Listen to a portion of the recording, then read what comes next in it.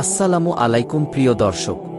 আমাদের মনে সব সময় একটা প্রশ্ন থাকে যে মৃত্যুর পর আমাদের আত্মা কোথায় যায় বা কোথায় থাকে। আজকের এই ভিডিওতে আমরা জানব মৃত্যুর পর আমাদের আত্মা কোথায় থাকে, তাই ভিডিওটি না টেনে সম্পূর্ণ দেখার অনুরোধ রইল। একদিন রাসূল সাল্লাল্লাহু আলাইহি ওয়াসাল্লামের এক সাহাবী ইন্তেকাল করলেন। এরপর তার দেহ মোবারক গোসল করিয়ে জানাজার জন্য প্রস্তুত করা হল। অতঃপর রাসূল সাল্লাল্লাহু আলাইহি ওয়াসাল্লাম তার জানাজার নামাজ পড়ালেন এবং একদল সাহাবী মিলে লাশকে দাফন করার জন্য কবরস্থানে গেলেন। নবীজিও সবার সাথে কবরস্থানে উপস্থিত ছিলেন।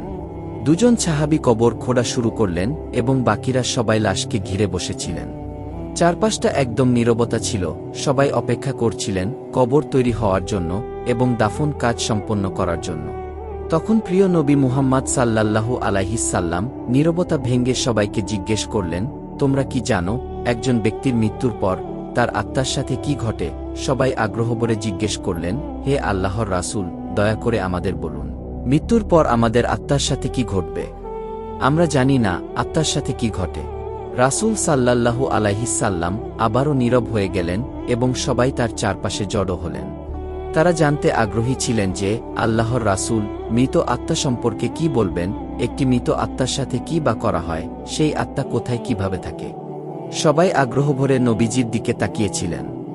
অতঃপর নবীজি একবার কবরের দিকে তাকালেন এবং তারপর আকাশের দিকে তাকালেন এবং একজন গল্পকারের মতো বলতে শুরু করলেন। তিনি বললেন, শোনো, যখন একজন ব্যক্তি তার মৃত্যু শয্যায় থাকে তখন সে মৃত্যুর ফেরেশতাকে দেখতে পায় এবং সে ভীত হয়ে পড়ে। কিন্তু যখন একজন মুমিন ও ভালো মানুষ তার মৃত্যু শয্যায় থাকে তখন মৃত্যুর ফেরেশতা তার দিকে হাসিমুখে তাকান এবং সেই মুমিন ব্যক্তিকে আশ্বস্ত করেন, আলতো করে তার মাথায় হাত রাখেন এবং সাবধানে তার পাশে গিয়ে বসে পড়েন। তারপর মৃত্যুর ফেরেশতা মৃত্যু পথযাত্রী ব্যক্তির দিকে তাকিয়ে বলেন, হে পবিত্র আত্মা, তোমার রবের ক্ষমা ও ভালোবাসা গ্রহণ করো এবং এই শরীর থেকে বেরিয়ে এসো। একজন মুমিনের আত্মা বের হওয়ার সময় কোনো ব্যথা বা অস্বস্তি অনুভব করে না। এরপর আল্লাহর রাসূল একটি চমৎকার উদাহরণ দিলেন এবং তিনি সবাইকে উদ্দেশ্য করে বললেন, একটি বাটি কল্পনা করো যা কানায় কানায় পানিতে পূর্ণ এবং একটিমাত্র পানির ফোঁটা চুপিসারে ওপর থেকে গড়িয়ে পড়ছে। ঠিক এভাবেই মুমিন ব্যক্তিদের আত্মা শরীর থেকে খুব শান্তিতে এবং কোনো ব্যথা ছাড়াই বেরিয়ে আসে। সেই সময় দুজন ফেরেশতা জান্নাত থেকে একটি নরম সাদা কাপড় নিয়ে আসেন যা জান্নাতের মতো সুগন্ধযুক্ত। ফেরেশতারা সেই সাদা কাপড় দিয়ে আত্মাকে ঢেকে দেন এবং এটিকে আকাশের দিকে নিয়ে যান। যখন তারা আকাশে পৌঁছান তখন অন্যান্য ফেরেশতারা আত্মাকে দেখার জন্য এগিয়ে আসেন। তারা বলেন, সুবহান আল্লাহ, কি সুন্দর আত্মা এবং কি সুন্দর সুগন্ধ। তারপর বাকি ফেরেশতারা জিজ্ঞেস করে, এটা কার আত্মা? উত্তরে আত্মা বহনকারী ফেরেশতারা বলেন, এটি অমুকের আত্মা, অমুকের ছেলে। অন্যান্য ফেরেশতারা তখন আত্মাকে সালাম জানান এবং আত্মা বহনকারী ফেরেশতাদের জিজ্ঞেস করেন, সে কি এমন কাজ করেছিল যে তার আত্মা এত সুন্দর সুগন্ধযুক্ত। আত্মা বহনকারী ফেরেশতারা তখন বলেন, আমরা শুনেছি যে লোকেরা বলতো সে একজন ভালো মানুষ ছিল, আল্লাহর একজন ভালো বান্দা ছিল, সে খুব দয়ালু ছিল এবং সে মানুষের জন্য অনেক ভালো ভালো কাজ করেছে। এতটুকু বলার পর আল্লাহর হাবিব মুহাম্মদ সাল্লাল্লাহু আলাইহিস সাল্লাম থামলেন। তারপর তিনি সবার দিকে তাকালেন এবং একটু জোর গলায় বললেন, এই জন্যই আমি তোমাদের সতর্ক করছি যে সাবধান, কখনো মানুষের সাথে খারাপ ব্যবহার করবে না, কিন্তু যদি করো তাহলে সাথে সাথে তওবা করো এবং সেই ব্যক্তির কাছ থেকে ক্ষমা চাও।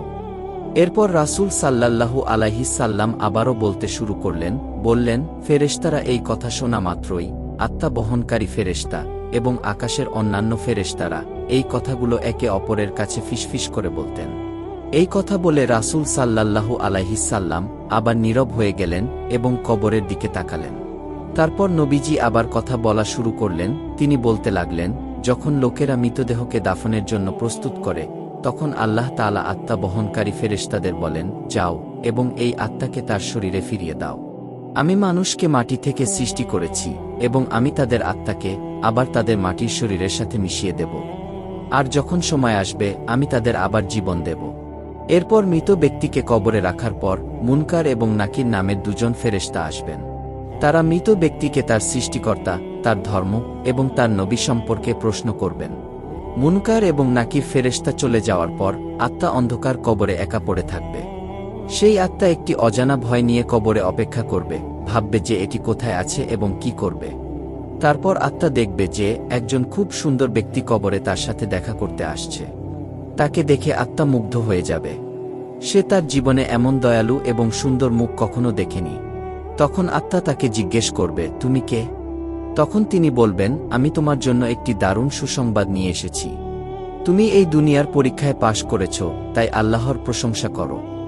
আল্লাহ তাআলা তোমার জন্য জান্নাত তৈরি করে রেখেছেন, তুমি কি এটি দেখতে চাও? তখন আত্মা খুব খুশি হয়ে বলবে, অবশ্যই, আমি এটি দেখতে চাই। আমি এটি দেখতে চাই। দয়া করে আমাকে জান্নাত দেখাও। তখন তিনি বলবেন, তোমার ডান দিকে তাকাও। আত্মা তখন তার ডান দিকে তাকাবে এবং দেখবে যে কবরের দেয়াল আর নেই। সেই দেয়ালের দরজার মধ্য দিয়ে একটি সুন্দর জান্নাত দেখতে পাবে যতদূর চোখ যায়। সেই জান্নাতের দৃশ্য দেখে আত্মা খুব খুশি হবে এবং সান্ত্বনা পাবে, এবং সেখানে যাওয়ার জন্য আত্মা অস্থির হয়ে উঠবে। তখন আত্মা জিজ্ঞেস করবে, আমি কখন সেখানে যাব? আমি কিভাবে সেখানে যাব?